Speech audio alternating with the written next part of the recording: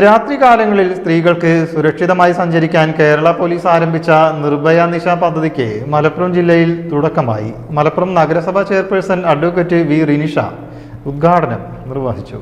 അന്താരാഷ്ട്ര വനിതാ ദിനത്തിൽ നടപ്പാക്കിയ പദ്ധതിയുടെ ഉദ്ഘാടനം നഗരസഭാ ചെയർപേഴ്സൺ അഡ്വക്കേറ്റ് വി റിനിഷ നിർവഹിച്ചു.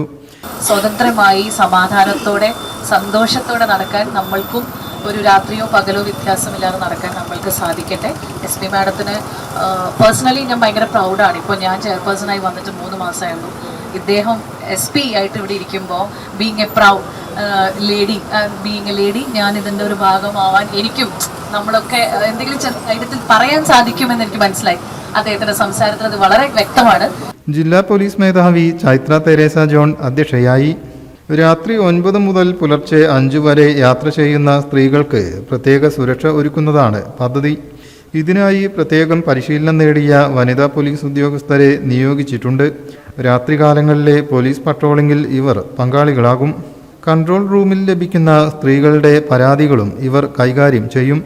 സേനയുടെ വിവിധ സംവിധാനങ്ങളെ ഏകോപിപ്പിച്ചാണ് പദ്ധതി ഒരുക്കുന്നത്.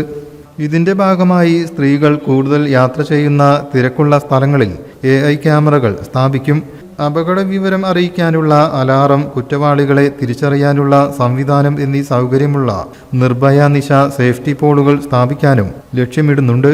ഉദ്ഘാടന ഭാഗമായി മലപ്പുറം നഗരത്തിൽ സ്ത്രീകളുടെ രാത്രി നടത്തവും സംഘടിപ്പിച്ചു.